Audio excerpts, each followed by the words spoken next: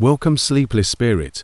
I'm your storyteller tonight, here to guide you gently into the shadows of slumber, where dreams take over and worries fade away. Before we begin, don't forget to like this video and subscribe for more bedtime tales, whispered just for you.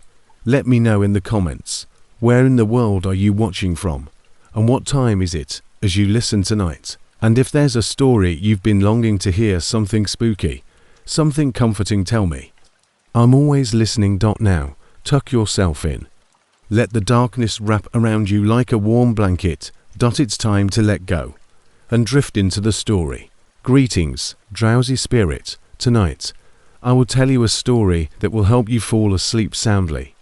Remember to subscribe for more bedtime stories and like the video before we start. Tell me where you are in the comments, observing from and the time. I would also love to know what story you would want to hear next. I assumed I would only be visiting Walmart. That's all, just a straightforward journey following a demanding day. Sandwich bread, milk, cereal, and perhaps eggs if they weren't too expensive. But 4 weeks, the events that transpired inside that store and right after we left would linger in my mind.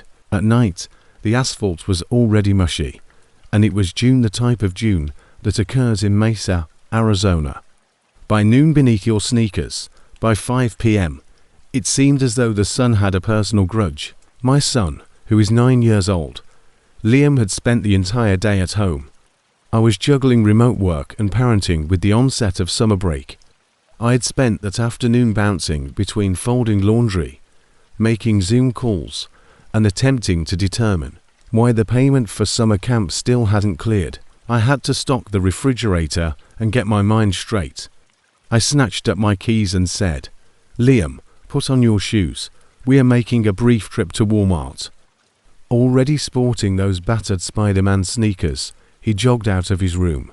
"Can I check the Nerf aisle?" I answered, taking my wallet. "You can look. However, we're not making any purchases today. Deal." He smiled. Deal. The large Walmart off Southern Avenue was our neighborhood store. The kind where the air conditioner always feels a little faulty and there are never enough carts. However, it has everything and is close. At approximately 5:15 p.m., we pulled into the parking lot. Like flash bulbs, the sun glares off windshields. There was the usual jumble of bustle and noise inside. Toddlers sobbing, carts squeaking, and the strange hum of too many lights. I steered the trolley past the veggies, and Liam headed straight for the toy aisle. I informed him that I would be checking school supplies 2 aisles over. It began as usual. I peered casually over the top of the aisle to see how Liam was doing. I was looking through bargain notebooks. He was squatting close to the bottom shelf, looking through a Nerf dark clearance bin. However, there was also another person present, a slender man in his mid-40s, standing at the end of the aisle, wearing a tucked-in grey baseball cap, faded jeans, and a t-shirt. The fact that he wasn't shopping threw me off guard. He was holding a random plastic toy dinosaur. There was no cart or basket. He did not speak to Liam, not even close to him. However, he was merely standing there doing nothing. I gave him a look. He glanced up, locked eyes, then turned away, heading down the next aisle. It was uncomfortable. I dismissed it, though. Perhaps he was merely passing the time. After a few minutes, I went back to get Liam. Now he was telling me about this limited edition Fortnite game, comparing blasters, or something. I gave an involuntary nod, but I looked around. The man had returned. This time, he pretended to browse while standing at the far end of the aisle, next to the RC vehicles, holding nothing. Yet by myself, yet without a cart. "All right, let's finish the list together," I remarked with a smile to Liam. He didn't dispute. He must have picked up on something in my tone. When we turned, I turned to glance back toward groceries. The man had also turned, maintaining his distance, but he was silent as if he should have been there but wasn't. He went past the far end of the cereal aisle once more. Nothing has been found yet. Now I could feel it in my gut as much as in my head. You can't express that an easy sensation until it's too late. I went back through the frozen goods and pretended that I had forgotten something, and there he was, loitering behind the glass doors of microwavable meals, hands in his pockets, peering sideways, without even feigning to browse this time. That was sufficient. I leaned down and placed a hand on Liam's shoulder. Now stay straight. By me, all right. He gave a nod.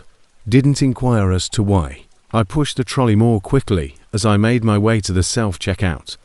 When I looked back once, he was there, round the corner as if he was going there but never quite made it. He didn't follow, though. After we went through the metal detectors, through the sliding doors, I looked around the lot. Nothing. Perhaps that was it, I thought. After paying and packing, we ventured out into the glaring late sunlight. Our vehicle was parked next to a cart return, 3 rows down. Liam's voice startled me as I was fumbling with the groceries and searching for the fob. That person from inside, isn't he? I raised my head. In the row opposite ours, he was crouching between 2 cars and acting like he was having a hard time tying his shoe. No bag, no cart. He was the only one looking. I remained silent. I just opened the rear door, popped the trunk, and pressed. The fob. Liam is in now. Without hesitation, he obeyed. After quickly loading the groceries and slamming the trunk, I shut Liam's door. After that, I did something without giving it any thought. I ignored the perspiration on my back and continued walking straight through the heat into the store, not turning to check behind me until I was through the sliding doors. I went inside and looked around the parking lot. He had stopped acting and was now standing. He had gotten up and was facing our car as if he was waiting, hands in his pockets.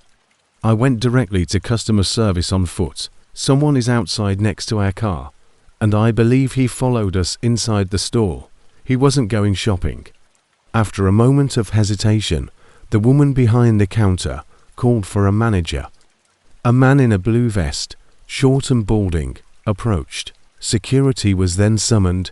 Together, we made our way back to the entrance. He had left. No vehicle is leaving. Nobody is leaving. Simply disappeared.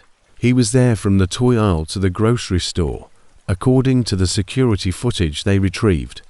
Just lingering, just following. No conversation, no buying.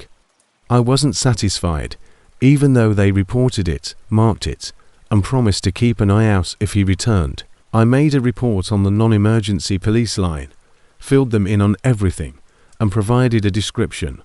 I was supported by a store manager, but there was no physical altercation or criminality. Their options were limited. The fact that nothing occurred was what astounded me, because it nearly did. That feeling of him practicing, adhering to knowing how long he could hover before raising suspicions. We treated it as if it were normal. He had done this before, never too close, nor too far. As if he knew what to seek. The following morning, I purchased a dash cam. If it didn't stop someone, I didn't care. Just in case. I wanted proof. Since then, I haven't allowed Liam to go, unaccompanied in a store. A week later, he asked me why he now had to be close to the cart at all times. I didn't mince words, because the way that man was staring at you bothered me, nor was it innocuous curiosity. It wasn't only strange, it was strategic. He bided his time for the ideal angle. It was a crowded supermarket in full daylight when I looked away. However, he proceeded with us as if we were on his list, and I learned for the first time that often the most frightening people are those who never say a word. Hovering was never my style as a mother. My parents let me to ride my bike till the street lights came on while I was growing up. I always assumed that I would treat my daughter in the same way. Give her some freedom to explore. She's a kind, perceptive, and intelligent child, not the type to worrying about. On a steamy Tuesday in early July, that changed. At Bygham's Market, it was intended to be a brief dash back to school. This massive retail store is located in Millersburg, Indiana's more sedate area, the type of store that offers everything. under one roof, from wiper fluid to watermelon. I reasoned that by leaving early, we would avoid the commotion. The actual back-to-school throng wouldn't arrive until late July, and the establishment would still be fully stocked. At that time, my daughter Ava was 7. She had one of those infectious full-body chuckles, and these huge glasses. She had inquiries all the time. What clouds feel like, how glue is formed, and why cats purr. She had the kind of curiosity that made people grin, but at night it made me double-check my hair. The standard items were already in our cart: a rainbow set of gel pens, glue sticks, folders with cartoon characters, and a watermelon-shaped plastic pencil box. The school supply area, which backed onto the toy aisles, was where we were. May I visit the dolls? She hugged the trolley as though it were a jungle gym and asked, "I take it they're only 2 aisles away?" I inquired. She gave a nod. "Okay, but keep in mind what we stated.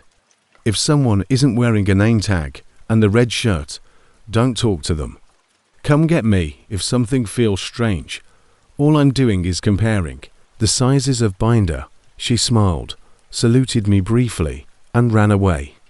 I took a look at my phone. The time was 11:22 a.m. Started looking through binder rings to see if her school permitted the metal ones, and I emailed my husband to remind him to pick some milk on the way home. I must have heard her voice no more than 2 minutes later. Just conversing, not yelling, not frightened. Then I heard a voice again, a man's calm, quiet, and welcoming. In my stomach, something twisted. I moved to the end of the aisle and shoved the trolley aside. Ava was standing with her back to me, clutching a pink-haired doll. A man in his mid-40s or older, wearing short sleeves, a button-up shirt, olive cargo pants, and a baseball cap stood about 4 feet away. Cap that reads really well outside. He wasn't making contact with her. He was not even within touching distance. He stood casually, as if he had accidentally bumped into her as a neighbor. As though he had said this 100 times, he was grinning, not a grin, but a gentle practiced smile. His words, "You got to know where to look," were directed at the rear of the shop. The nice toys that are on clearance are kept close to the loading area. The majority of people don't even go back there. I turned the corner completely and began to walk, not sprint, not shout, just enough to let him know I was there. "But that's not where the dolls are," I overheard Ava say. Calm and steady, I put my hand on her shoulder as I approached. "Hey, sweetie," I acknowledged. "Do we know this man?" Ava remarked, looking up and blinking once. No, the man's face remained unchanged. He remained smiling, as if I had caught him reading a book over someone's shoulder. He stepped back, palms up. "I apologize," merely being cordial. I informed her that there were some inexpensive dolls back there because she mentioned that she enjoyed them. "Are you employed here?" I inquired. He gave a head shake. "No, only going shopping." Then he turned and left. No guilt, no rush, simply turned and proceeded. I took Ava's hand and went with her. He didn't approach the register. He didn't pick up any carts. He did not look at the shelves. He passed the gadgets, then the men's clothes, then the outdoor equipment. He didn't slow down. Then he went past the garden area, past the seasonal decor, and straight out the automated doors. Just gone, no bag, no cart, no receipt. I didn't yell or chase after him. I simply stood at the window, unable to comprehend its normalcy. The deliberate, silent departure. Was he bad? Ava questioned, looking up at me. I didn't respond. I simply accompanied her on her walk to customer service. Perhaps 22 years old, the woman behind the counter was obviously upset, but was making an effort to remain composed. I told her everything. Brian, the floor manager, was flagged down by her. I described everything: his height, the jeans, the cap, and the way he left without making a purchase. He kept his hands off her. I told him he didn't act aggressively or yell. However, he attempted to guide her to the rear of the shop. He indicated that there were free toys in the stock area. After giving us a slow nod, Brian led us to a podium with security pulling up video feeds close to gadgets. They would investigate and determine which camera he might have, he said, appeared on. He returned after 10 minutes of waiting. He was not plainly visible on the front cameras. If the entrances are packed, the angles may occasionally miss them. Nobody here knew who he was. Do you think he's done it before? I inquired. He didn't respond. Asked if I would like to leave my phone number, though I didn't anticipate a call. I did. We didn't complete our shopping. I held Ava's shoulder the entire time as I walked her out. She didn't protest or wriggle. I believe she was aware of the problem in her own way. I prepared her favorite dish that evening, shells and cheese, the kind with too much butter. At the table, we ate. I sat next to her rather than across from her. I said, "Sweetie," very carefully, "when someone talks to you like that, someone you don't know, you come, get me, okay, even if they seem nice. Could he be attempting to take me?" Her empty bowl caught my attention. I'm not sure, and I didn't. That was my biggest fear. He seems harmless. Didn't appear menacing. He had the appearance of an uncle. He pretended to fit in. That's what I remembered. I asked the principal. Her school was hosting a stranger danger seminar prior to autumn when I called 2 days later. I asked if they could perform one earlier in the year, as they normally did. He concurred. Ava never longer goes off by herself in shopping since that day. She remains near. I never wanted her to understand, but she does now. Additionally, I give that man more thought than I would like to. Admit it. The reason is not what he did, but rather what he nearly did. He exuded confidence and casualness, as if he was aware of how long a parent would take to select a binder. As if he had already done it, and I've repeatedly asked myself, what if her voice hadn't been heard? What if I had been preoccupied for an additional minute? Then what? You always believe that you are immune to it. You convince yourself that you'd take note. You would anticipate it. However, not all monsters have claws. They occasionally have baseball caps and quiet voices. They're also only 1 aisle away. 1 aisle away. I never imagined that a mouthwash stop would cause me to wonder about our true level of safety in public areas. Late August of 2021 was the time, yet tight, yet humid. Those strange interim months, following the worst of the pandemic, when everything seemed to be returning to normal but wasn't. Everyone was still a little tense, even though more people were out and stores had reopened. As if we were all anticipating the next mishap, I was a private night security contractor working the 3rd shift at a textile depot south of Florence, South Carolina, at the time. Lot of walking, long hours, and no air conditioning. I was renting a studio apartment behind a car dealership, and most days I hardly saw the sun. The routine drained me, but the pay was decent. Since it was less congested back then, I would frequently stop by the neighborhood supermarket or Walmart on my way home. My back hurt from standing in those fucking boots for so long, and I was sweating and sore when I got off at 6:15 a.m. that night. I had not taken off my uniform, the navy shirt, black tactical trousers, a radio fastened to my belt, and a badge fastened. I had run out of necessities, even though I was no longer on duty. Deodorant, mouthwash, and a fresh pair of socks were required. In addition, I didn't want to be without my phone charger because it had started working strangely. Quick in and out, just basic errands. I parked on the side close to the lawn and garden door of the Walmart on Ashbury Road, which I had visited 100 times before. Even though it was early, the sun had already risen, and there were a few cars strewn about the lot. Still thinking about the call had taken at 4 a.m. regarding a raccoon tripping the motion sensor. I recall yawning. I reached for a cart. It had been one of those weeks. At first, I didn't notice him. He blended in, a tidy grey polo shirt, khaki cargo pants, and work boots are worn by someone with an average physique, possibly in their early 50s. His gait made me think of someone who was accustomed to giving commands. No slouching, arms relaxed, straight back. I heard, "Morning, sir," as I was making my way to the hygiene aisle. "Perhaps you left your phone near your car." Mid-step, I paused. The man was standing near to the seasonal aisle divider, about 10 feet back, one hand perched on a display rack's end. He hadn't approached me. I gave him a look. "Apologies," he grinned. "I wanted to let you know. If you want to make sure before someone takes it, you may have left your phone outside your car." I gave my pocket a pat. "I left my phone exactly where I left it." "No," I said. "I have it, but thanks." He nodded as though he meant it, but there was a problem.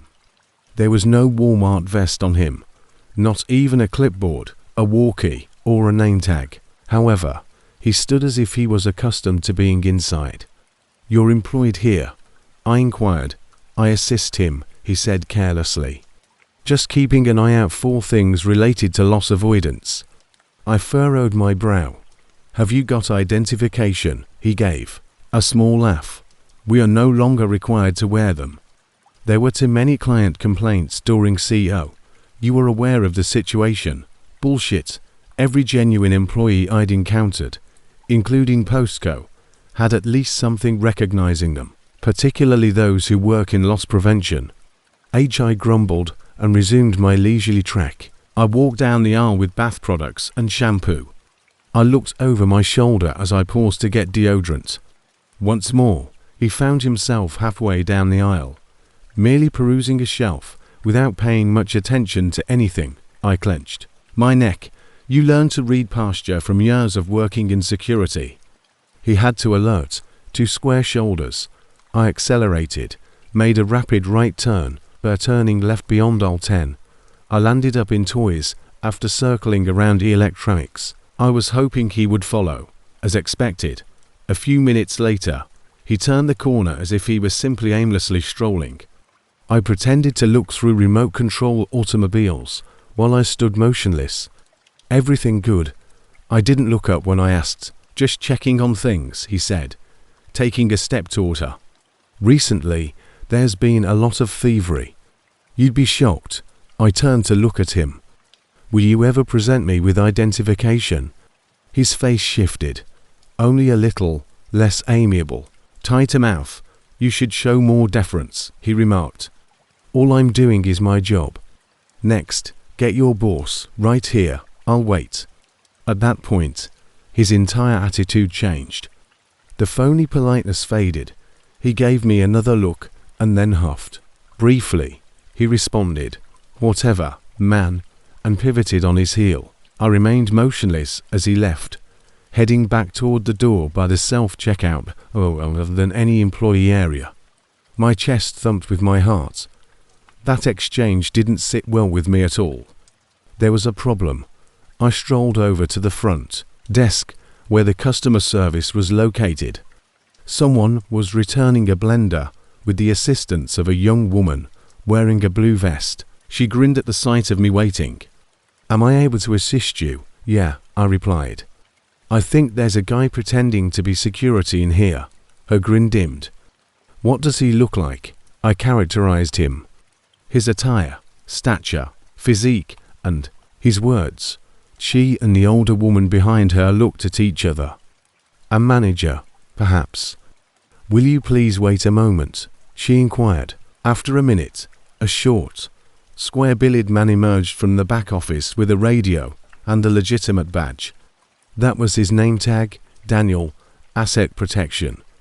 I went over everything once more. Daniel scowled deeply. He mentioned that we had previously had someone who fit that description ordering in the parking lot, usually just before sunset or early in the morning. When I last saw the man, I volunteered to lead him out the front exit. We didn't observe him inside. While I stood close to the registers, looking out through the sliding glass doors, Daniel used his radio to call another team member, and they checked the parking lot. He was not visible to me. It was 15 minutes before Daniel came back. He gave a head shake. He is no longer there. Once more, Once more, I inquired. Daniel gave a nod. This month, there have been 3 reports. He's not interested in products. He goes after consumers. Usually by themselves, early and among folks who appear exhausted or preoccupied. Says stuff like he's with security or you drop something. We believe he's attempting to get folks outdoors. For what purpose? Daniel paused before responding. Robbery, perhaps worse, is the best assumption. Perhaps collaborating with someone, hard to say. Shortly after, I completed a brief incident, form and departed. They volunteered to walk me to my vehicle. I agreed. That day, I didn't get all I came in for. I didn't use the charger. I just wanted to lock the doors and get back in my car. It wasn't what he said that most stayed with me. It was his appearance of normalcy. Calm, self-assured, as if he knew precisely how long he had before someone confronted him. I started shopping around peak hours that morning, got pepper spray, online, and made sure to keep an eye on myself, especially outside the garden entrance, because people like him, you're likely to be exhausted, preoccupied, and courteous. They rely on your desire to remain silent. However, I've seen too many reports and worked too many night shifts to comply. And now, whenever someone in casual attire requests that I accompany them to their automobile or says just step over here for a second, I don't give them a second. I yell at them and move straight forward, toward the throng, directly in front of the cameras. It's not because I'm afraid people won't believe me that I don't typically share this tale. Many don't, but because I've been making an effort to quit thinking about it myself for the past year. However, I always end up back there when I enter a public restroom, especially when I'm by myself. Once more, I hear boots, the air shifts once more. I feel like I'm being watched. This occurred on a Thursday in early October of last year. On my way to work at around 6:30 p.m, I made a stop at a Walmart. Nothing like a huge, theatrical shopping expedition. I was getting some items. 4 night shifts. I always pack a few travel-sized items, protein bars, hair ties, and one of those electrolyte beverages at Crest Hill Medical in Ravensfield, mid-sized town just north of Pittsburgh. I handle the nightly emergency room shift. One have been an RN for the past 8 years or so. I brought up that point not out of compassion, but because anyone who works in a hospital long enough gains a second instinct for people, danger, and the moment when a suspicion turns into a certainty. I hadn't had time to stop by home that evening because I had gone to the gym first. I still had to put on my scrubs then. I thought I had enough time to stop at Walmart, grab what I needed, and change in the hospital locker room even though I was running late. I knew I had to urinate by the time I was ready to check out. Not in a desperate way, but with the sensation that I'll regret not going now. The restrooms were located directly next to the customer service counter at the front of the store. It's like 100 bathrooms you've seen, cracked tile flooring, fluorescent lighting, antiseptic beige paint that most likely complies with regulatory codes, and the subtle perfume of lemon disinfectant all attempt to hide something worse and older. When I entered, it was deserted. Nothing. No reverberating footsteps. No voices. I walked from the end to the second stall, hung my little basket, and took a seat. I recall going through my phone's menu. I received a meme from my husband, Nate, stating that nurses are 40% sarcastic and 60% intoxicated. I heard the bathroom door open as I was responding to his text. Click. Then there were footsteps. Not flats, not sneakers, not boots, not heels, solid, self-assured. They entered and paused. Somewhere, not in front of the mirror, not next to a stall. From where I sat, I couldn't see. I also didn't bend over to look. At first, I assumed that someone had entered and was looking at themselves in the mirror, possibly waiting for a child, texting, or reapplying lipstick. However, nothing took place. There was silence, no hand dryer, no coughing, No shuffle, no sighing, no stall doors opening. 1 minute went by, and then 2. Nothing has changed. It's odd how fast your mind changes. I was initially just irritated. People are constantly doing strange things. However, my stomach began to tighten after a few minutes. It wasn't merely silent. Still, it was deliberate. I put my phone down and paid attention. Nothing has changed. I glanced beneath the stall wall by leaning forward just enough. Black leather boots with sharpened toes that were clean and undamaged were present near the tiled wall close to the entrance, facing the line of stalls, simply standing motionless, without moving or shifting positions. My heart used to kick forcefully before settling into that quick, shallow rhythm. Dread, not panic just yet. I waited. I didn't move or flush. I simply remained there, breathing as softly as possible and straining my ears. What was the reason behind her silence? Then the illogical began to creep in. Was she? Are you sleepwalking? Had she become frightened after hearing me? Was there someone she was waiting for? However, none of those made sense because she had entered, proceeded a short distance, halted, and remained still ever since. I looked at the time. It had been -1 minute. Silence for 8 minutes. I grabbed my phone and took the only sensible action. I sent Nate an SMS. Strange circumstance. In Walmart's restroom, a woman is standing by the door without doing anything. Been here for a long time. He called me right away. I replied in a whisper. I whispered in a low voice, "Don't say my name. Just stay on the line." I tried to explain, without making any noise, when he inquired what was going on. And that's when I heard it. Click. One of the boots creaked after turning a little. The bathroom door opened gently. The door creaked and then closed again with a gentle thud, but I didn't hear her go. I waited for 5 seconds. 10. Nothing. I leaned forward once more after that. She had left. No legs, no boots, no noise. I got up, flushed, reached for my basket with a rubbery hand, and walked out slowly. There was nobody in the restroom. It felt empty, even the air. I immediately went to customer service. I spoke to the woman behind the counter in a calm tone. I've been schooled to remain composed under duress. I described the incident. She asked if I wanted her to call a manager and nodded slowly, as if she had already heard something stranger. Yes, I replied. A man approached wearing a red vest and a headphone. I also told him security was then summoned. Brian, a heavy-set man, approached and offered to escort me to my vehicle. I explained that I only needed to change before I left for work. He walked me out nevertheless. Thank you. I kept thinking about it later that evening. Not because anything took place. Nothing happened, but because it felt as though something nearly happened. By 3 a.m., the hospital was quiet.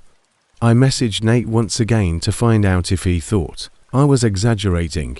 His response was, "No, not at all." However, that wasn't the strangest aspect. The following day was the most peculiar aspect. I returned to Walmart out of curiosity, not to confront anyone, just to take a look. It was the same woman who had previously worked in customer service. I whispered to her if they had ever looked at the video. She approached and replied, "Security said nothing showed up on the bathroom cameras, but we don't have cameras inside, just at the door." I blinking, "But she entered, didn't she?" She paused. "They said that only you were seen entering during that time on the restroom hallway video." I was motionless as I stood. "Nobody else?" She gave a head shake. 10 minutes later, "No." An elderly woman, followed by a mother with 2 children, but no one in front of or during you. They said as much. I could see she wanted to stop talking since she was uneasy. I didn't push. When I returned to the hospital that evening, I couldn't get rid of the feeling because if I was the only one using the restroom, what in the world did I hear? What was it that I saw? What was that silent observer standing there in boots? I've thought about it 1,000 times, Perhaps the camera angle missed her sneaking in directly behind me. There might be a blind spot. Perhaps she entered and exited so stealthily that she failed to notice. However, I understand what I observed. I understand how I felt. Confusion wasn't the issue. Furthermore, there was no reluctance. That was in the waiting position. She departed after I spoke to Nate, and a male voice reverberated through the restroom door. I no longer use public restrooms. If it's possible, every time, I look beneath the stall doors. Before I enter, I always listen. It was altered. Something within me, since nothing took place. However, something nearly did, and I'd rather never know what it was. I didn't do crazy things as a child. I'm Eliza, and up until that point in my life, I had never stolen anything, not even a piece of gum. However, making poor choices might feel like minor successes when you're 16, impetuous, upset with the world, and fed up with being broke. I got into a heated argument with my foster mother that morning. She kept reminding me that I wasn't truly hers, so I told her I was done playing family. If I didn't agree with the rules, she instructed me to leave. Yes, I did. Just my backpack and a hoodie knotted around my waist, no phone, no money. Taking the 600 to bus to the Omega Mart Supercenter off Highway 91. I thought I may grab a snack if no one was looking and spend a few hours strolling about somewhere with air conditioning. To be honest, I had no intention of stealing. However, I noticed this set of velvet scrunchies close to the health and beauty section. 8 hues that seem luxurious and velvety. Like other girls, I pictured myself wearing them to school. I will no longer use broken rubber bands to conceal my hair in untidy buns. I wanted them so badly that I stuffed one in my hoodie's front pocket while feigning to look up costs, even though it was stupid. The container. I crumpled it and threw it in the cleaning aisle behind a pile of sparkly paper towel packs. I should have left at that moment, but I chose not to. I stayed in the snack for a little too long, wondering if I could also smuggle a little bag of chips, when I felt a tap on my shoulder. Cold, calloused, heavy fingers. A deep voice murmured, "Come with me," from behind.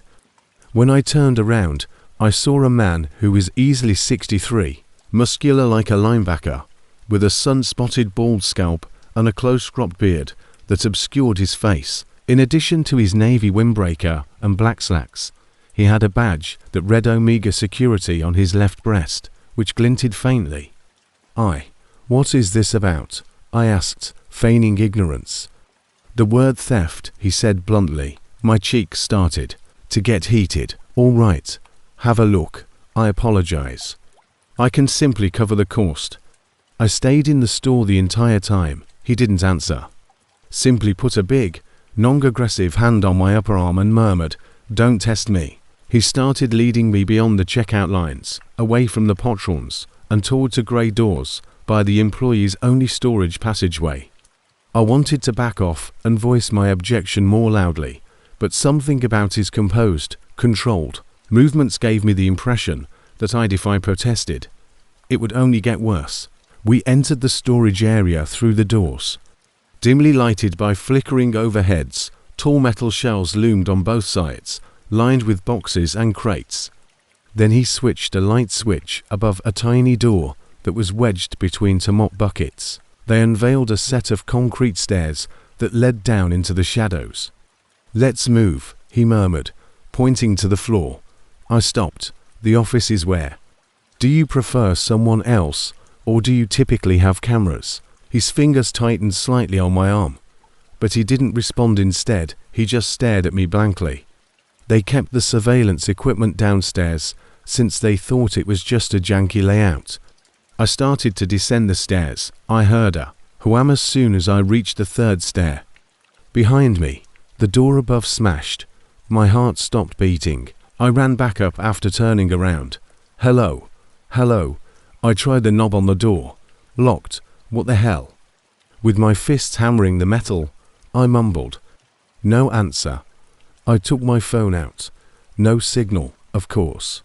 I descended carefully, the steps creaking. Behind me, the air became heavy with mildew and moisture. The basement was bigger than I had anticipated and resembled an underground garage. There were no cars or people, only a cement floor, exposed pipes, and an old wooden chair in the middle of the space. Its arms held rusting handcuffs and chains that were fastened to the wall behind it. "This is insane," I muttered to myself. The quiet felt oppressive. There was merely a faint leak coming from off to the left. Sitting on the bottom step felt much worse, and I didn't want to walk any more into the room. I squatted down and looked around the room. Something didn't smell right. Hidden in the darkness at the far end, similar to meat that has gone bad. I wanted to think that this was some kind of strange loss, scare strategy for prevention, or simply a dumb joke. Then I remembered the man's uniform. He didn't wear a name tag like everyone else in the store, and his badge had appeared loose, almost sewn on with thick thread. He railed like sweat, soil, and copper, and his hands were covered with crusted muck. This man didn't seem like Amiga, marked security to me. I grabbed my phone once more and paced close to the stairway till a bar came to life. I called the shop. "Thank you for calling Amiga Mart," a cheerful voice responded. "Kristen is here. How may I assist you?" I stumbled to say. "I am in your basement. Someone brought me down here. A male." His words were, "I stole something." He appeared to be security, but I'm not sure now. He may have locked me in. "What basement?" Kristen's voice became less bright as she asked. The door above creaked open at that moment. Footfalls, a whistling voice, a brook, the underweight moaning of wood. I took one of the chains, wound it around my wrist like a homemade weapon, and backed toward the far wall next to the chair. With trembling knees, I used one hand to hold the chair upright. Two figures appeared. The first was the man, still wearing the fake uniform, who grabbed me. The second was an elderly man without a shirt, his eyes beaming with joy and his grey hair matted in the back. He wore only trousers with red-stained cuffs and was barefoot. Well, sounded the older one. "She's a little spitfire. Huh, have a seat in the chair. Sweetheart," the imposter for security said. "We'll be gentle." My stomach twisted. I almost dropped the chair because my hands were perspiring so much. "You tight." The elderly man licked his lips and touched himself, saying, "I'll bet you are," I said. "Get the hell away from me. I'll murder you." They chuckled. "She believes that she will benefit from the rickety old chair." The impersonator laughed. "He's feisty," which I enjoy.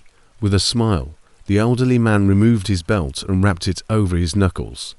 I took a step back until my heels struck the wall. No place to go. At that time, the chair felt heavier. "Who's down there?" From the stairway came a male voice. The men stopped. Footfalls were heard above. "Alarms are going off in stores. Who is having fun?" The two men became frightened. The elderly one growled, "Go, go." They scurried to the far end of the room and vanished via a secret door that I had previously missed, one that went behind the store into the woods. An alarm burst to life as they opened it. The ceiling flashed red lights. A boy sprinted down the stairs. Emblem of the store, Caleb is the name tag. When he noticed my wide eyes, he stopped. "Holy shit, are you all right?" I sobbed as I fell to the floor after dropping the chair. "I am security," he claimed. I was locked down here by him. Caleb called for assistance. Kristen, the actual manager, arrived shortly after. Police officers, too. A few security cameras had captured the man in the uniform, but only the first time I walked into the store.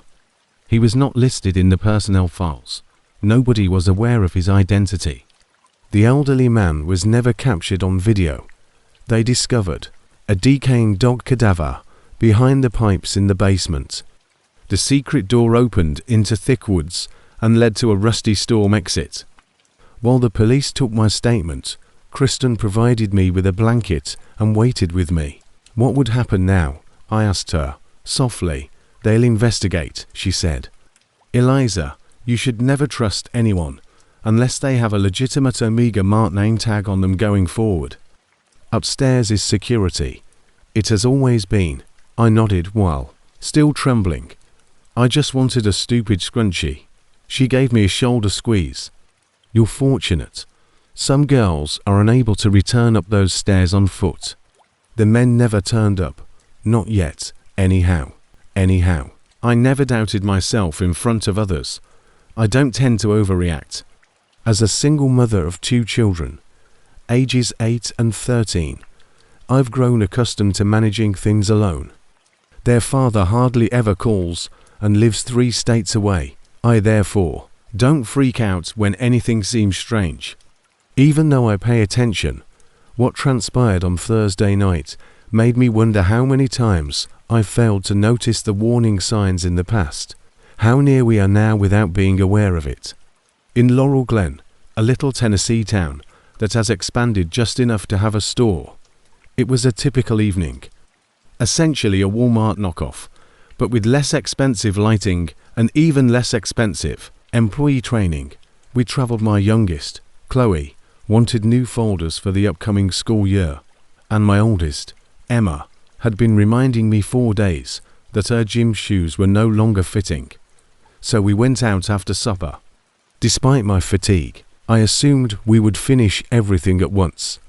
Out on the edge of the lot, we parked beneath the fading street light. 5 minutes after getting out of the automobile, your shirt was still stuck to your back due to the humidity. Chloe wondered why the moon was so orange, and I told her that it was most likely due to either pollution or humidity, or both. That's how I remember it. It's probably the apocalypse, Emma replied, rolling her eyes. This was as upbeat as she normally is before going shopping. We entered through the garden side door. It's never too crowded. Like a wall, the air conditioner struck us. Emma took out her phone as Chloe, as usual, jumped into the trolley. I quickly became bored and grabbed a basket, not expecting much. After about 5 minutes of wandering, we came to a corner close to the Halloween section. The candy had already been distributed in early September: foam tombstones, giant Kit Kat bags, and plastic pumpkins. When Chloe saw the caramel, she squealed, "Apple lollipops." Then it took place. A man without a cart, perhaps in his mid-30s, with a buzzkit and a simple t-shirt, quickly rounded the same corner from the other side. He almost collided with us. I automatically said, "Pardon me." He nearly bumped into our cart, but he muttered something, avoided eye contact, and stopped directly beside the chocolates. Perhaps, I thought, even if he was merely rushing, there was something off about the way he stood. Unlike someone who genuinely desired candy, he wasn't selecting it. He was only partly paying attention to us. Chloe requested permission to snap a photo of a candy bag in the form of a ghost. The man literally flinched, as if the sound had surprised him. Then he gave me a fleeting glimpse before quickly averting his eyes, which made my skin crawl. His jaw was tight, his eyes were twitching, and he held nothing. Just standing there acting like you're searching through candy. No cart, no basket. I ignored it and steered the cart away. We went to Jammies 4 Ladies. They had fluffy socks that Chloe liked, and Emma wanted new leggings. When I met him again, I was attempting to concentrate on sizes. The same man passing slowly, with a huge bag of now Halloween candy was clumsily held in both arms. He wasn't trying to find clothing. He wasn't acting at all. He just kind of walked right by, too near for anyone to enter an open area. The aisle. He was not shopping, but I followed him as he turned toward the shoes. He was observing. At first, I remained silent.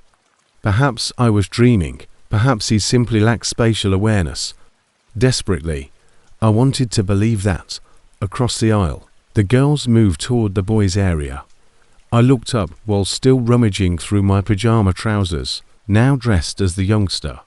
The man moved slowly around the racks while clutching the same absurd candy bag as if it were a baby. He paused close to the end cap, glanced around idly, and then fixed my gaze on my girls for a brief but sufficient amount of time. Without hesitation, I moved to stand between him and the females. "Do you see that man?" I murmured to Emma. She called it the candy creep. "He has been circling." Yes, a shiver ran down my spine. It was more than just my paranoia. Emma had also observed, after passing through one of those tiny cloth dividers that we used to divide the aisles, we entered the girls' clothing area. In order to keep both kids in sight, I hoisted Chloe into the cart and began to travel more slowly while observing. It was several minutes before I saw him again. I nearly relaxed, but he reappeared, this time in the girls' area, pretending to gaze at glittering justice tees that were obviously for elementary-aged children while holding that same bag. He continued to peer with sharp, fast looks.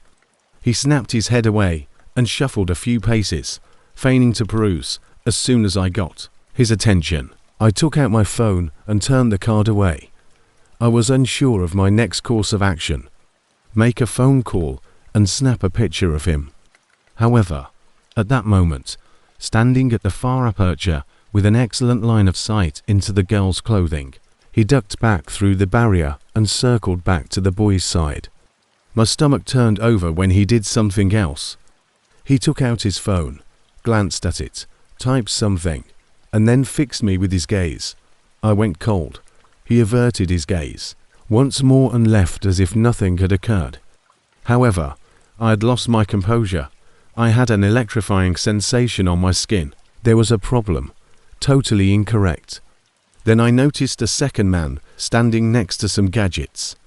Older, perhaps in his mid-40s, bald, with his arms folded, and looking straight at me. No cart, simply standing close to a partially bare phone case shelf.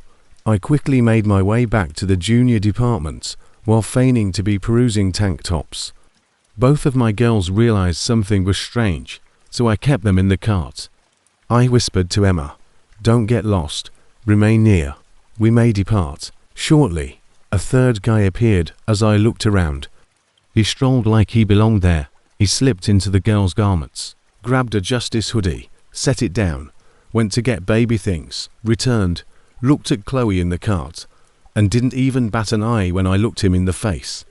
Simply turned aside and turned to return to the infant aisle. "Get out if you're right," I told myself at the time. "No one will make fun of you if you're mistaken." I hesitated, though. Still, I made an effort to finish. I led the way to women's clothing and continued to search. Never saw them again. The strange pressure subsided. I resumed deep breathing. Within my chest, we left quickly. As I packed suitcases into the trunk, my hands were trembling. I drove directly home, shut the doors, and spent hours sitting on the couch and gazing at the front door. And now when it's almost 2 in the morning, I can't sleep because I might be mistaken. What if they were observing us, planning? What if they were only waiting for me to drop my guard for a single second? It was a prop, the candy. The hoodie was as well. Men weren't shopping here. They weren't by themselves. They weren't arbitrary. They were observing. I have no evidence. I have intuition, but I don't have names, pictures, or videos. And they screamed tonight. In the morning, I'll give the store a call. Perhaps see if there is any video. To get it on file, perhaps just report it. Perhaps they should be aware, but I don't expect them to take any action. And perhaps another mother won't be fortunate enough to notice when those who linger become too near. I was raised in a weary Appalachian town that most people just visit. Walmart is the only place to buy groceries after 9 p.m. and every third home has a broken porch light. The town wasn't bad. That's right. However, it was the kind of setting where negative things may occur and be lost in rust and small conversation. The year it occurred, I was 15. I was young enough to think I could joke my way through the scary elements of the world, but I was still just old enough to know it for what it was. My sister Amanda and I had that fool created the foolish customer of accompanying our dad to the neighborhood Walmart every Wednesday night after supper. He would force us to accompany him in order to get items we had forgotten on Sunday. It didn't bother us. Amanda was 17 years old, bold, humorous, and unafraid. She gave those dull journeys the feel of a comedic sketch, particularly late at night, when the unusual people crept out like cockroaches beneath fluorescent lights. We would make fun of the oddballs we spotted there. And it was the beginning of it all. It was early October, cooler than normal, and the wind was blowing dried leaves across the cracked asphalt of the Pine Hill Walmart parking lot. My father, complaining about the weather and the throng, parked his ancient SUV next to the cart return and instructed us to move quickly. By the time we reached the seasonal aisle, Amanda and I were already giggling and whispering. She challenged me to put a bag of pumpkin-shaped peeps in my hoodie pockets in an attempt to frighten my father, because Halloween candy was out in full force. She pointed and gave me a hard rib cage as we came around the end of an aisle. "Yo, that guy's giving full-on creepy uncle energy," she said. I noticed him when I looked up. He was tall and lanky, with pale complexion and heavy glasses that accentuated his eyes, and he was standing close to the clearance DVDs, staring at nothing. His dirty brown hair was combed so finely that it appeared painted on, and it was parted exactly down the middle. He was dressed in pants and an oversized tan jacket with a flannel collar that appeared to be excessively large, as well as soiled-off white footwear. Nervous but playing along, I laughed. "All right. Yes, there is a dine special that is just waiting to happen." Amanda grinned. "Most likely has a windowless van," we believed. He had not heard us. He didn't flinch at all. We continued to move. But he continued to appear, down 3 aisles. He was staring at canned soup once more. The toothpaste came next. In electronics, however, merely being close to a display of counterfeit headphones. Always silent. It's always there. Dad didn't notice. He was too busy complaining about how much steak was costing. Finally, we loaded up and checked out. Went home after getting the goods. We were not followed out by the dude. It ought to have ended there. All it should have been was a humorous recollection between Amanda and me. However, it wasn't. I had trouble sleeping that night. I attributed it to the soda I had with supper, but I was unable to pinpoint the cause of the tightness in my chest. The box fan in the window was humming lightweight noise, and I had the covers tucked up under my chin. However, I couldn't shake the sensation that I was being watched. A presence, not just a suspicion. I recall rising and going to the window to gaze out into the backyard. My gaze remained on the tree line, but it was too dark to see anything properly. The woods were directly in our backyard. Nothing changed. I did, however, lock the window as a precaution. For weeks, the feeling persisted. Like clockwork, I would always wake up between 2 and 3 in the morning. Dry mouth, heart pounding, and perspiration. I informed my mother. It was too much. Caffeine, she remarked. My father attributed it to horror films. Although it didn't feel like guilt, Amanda stated, I most likely had a guilty conscience from taking people. It was similar to being hunted. Then my parents abandoned me at home on a Saturday. They traveled 3 hours away to see relatives. At a sleepover, Amanda was present. I informed them that I was fine with being by myself. Normally, I like the silence. However, the air in the home felt thicker than normal that day, as if it were weighing down on me. I attempted to ignore it by playing games, watching YouTube, and even taking a nap, but I couldn't help but feel the need to watch out for window, behind the shower curtain, along the hallway. I gave my pal Jeremy a call and asked him to come get me so we could take a long drive, perhaps smoke, or simply relax somewhere other than my fucking home. He promised to arrive at 10 o'clock. I went to the curb, got my hoodie, and waited. I knew something wasn't right as soon as I got into his vehicle. Jeremy was not speaking normally. He continued to grasp the wheel too tightly and check his mirrors. "Are you okay?" I inquired. He gave one nod. "Yes, ever since I moved out of my neighborhood." This guy has been following me. Initially didn't give it much thought, but now he's blowing lights to follow me. I tensed up. What sort of vehicle? He took another look. An older silver Toyota with a broken right headlight. I believe that plate begins with a P. I felt sick to my stomach. I pivoted in my chair. My heart stopped beating. At the next red light, the silver automobile arrived next to us, and the man from Walmart was in the driver's seat. He had the same thick glasses, tan jacket, and lifeless eyes, but now he was staring directly at me with his jaw clenched and his fangs exposed. He then banged the horn with his palm. I let out a yell. Jeremy was blown away. For over a minute, all we could hear was the sound of the engine and my labored breathing. What on earth is happening? At last, Jeremy inquired. No, I'm not sure. I stumbled. That's the Walmart man. Amanda and I made a joke about it. However, he was outside of my window. Did you see him? No. For weeks I sensed him. I simply was unaware until now. Jeremy made a quick turn onto Cedar Drive. Ignore this. The police station is where I'm heading. Originally a library, Pinner Hills Police Station is a squat brick structure. Tires squealing, we slammed in.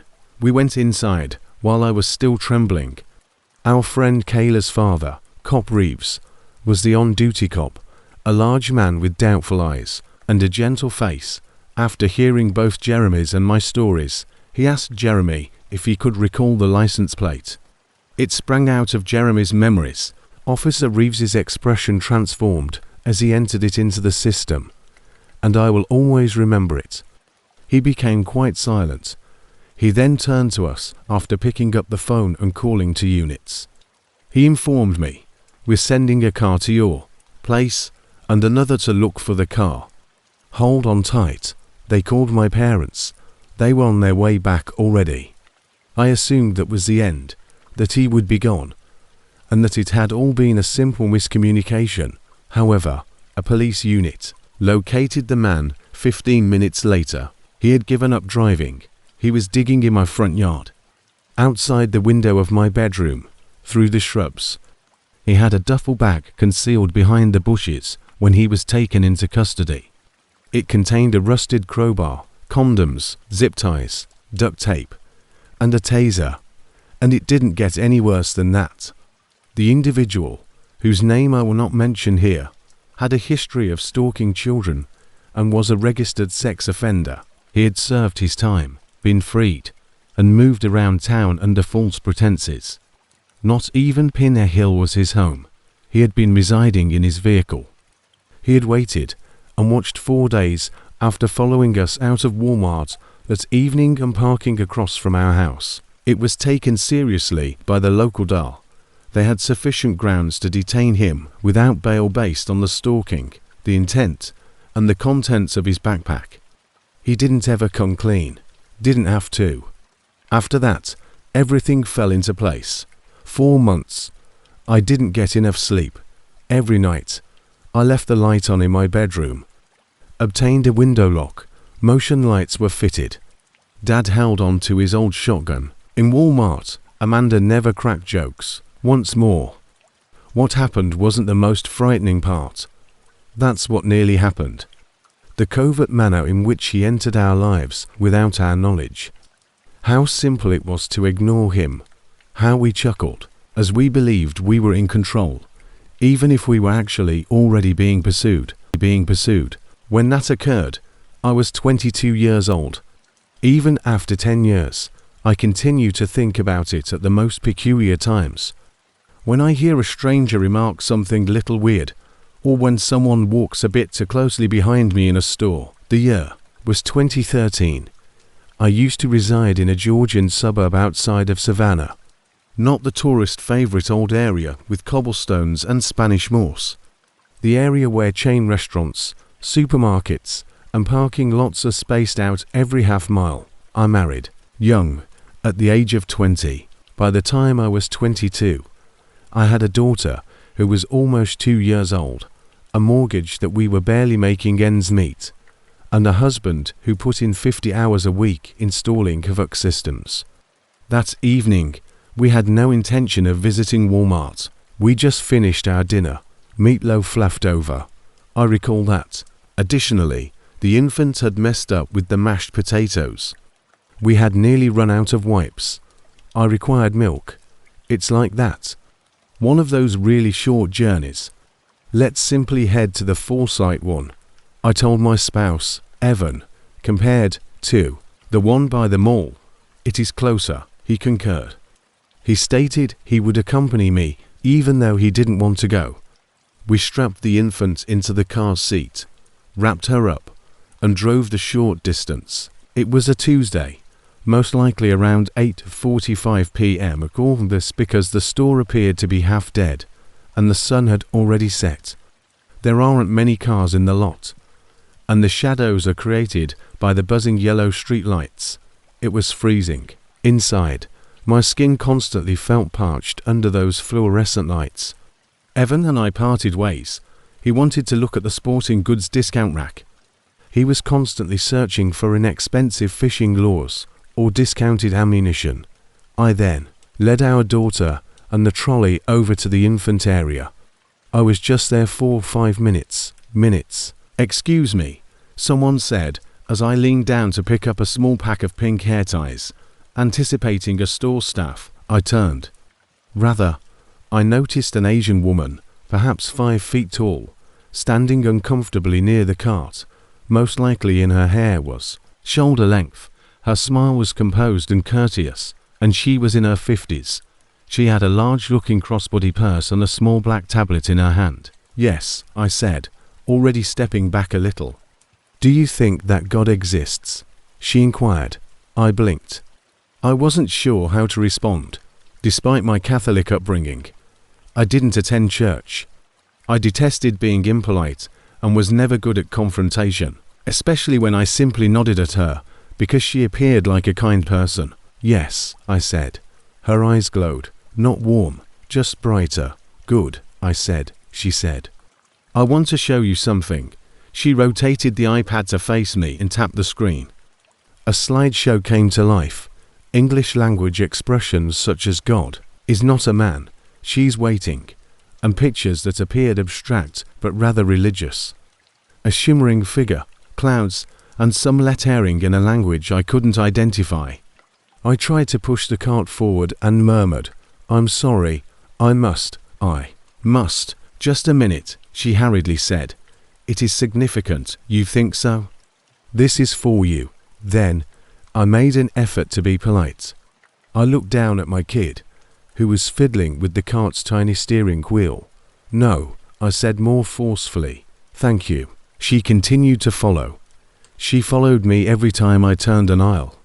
She started to speak more, something about a gathering invitation, a secret, or a female prophet. She then gave me one of her business cards. It was called the Spirit and Bride Church and had a gold cross on the front. However, a local address was scrawled on the back. It was only a house number and a street I had never heard of, not a church. I said, I'm sorry, now obviously attempting to leave. She persisted. Are you a local resident? She inquired. Do you wish for your daughter to live in peace, security? This Thursday is our meeting day. Bring her over. I said nothing. I simply stuffed the card into my purse after nodding.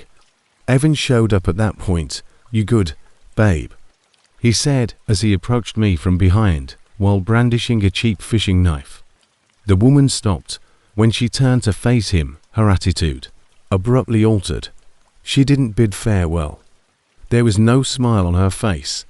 She simply turned and strode out in the direction of the rear of the shop. I didn't even explain what had occurred to Evan. Not really, I responded. A woman was attempting to get me to attend her church. He pulled a face. Strange, indeed. After paying, we departed. Months passed before I gave it any thought. When I viewed the post, it was January. My daughter was napping and I was half asleep on the couch, browsing Facebook. Tasha, a girl with whom I attended high school, shared one of those cautionary tales for all women. She brought up a Walmart, so I took notice. Please use caution if you visit the Walmart on Windsor Road. It stated that there is an organization posing as a church. An elderly Asian woman is there and two dudes.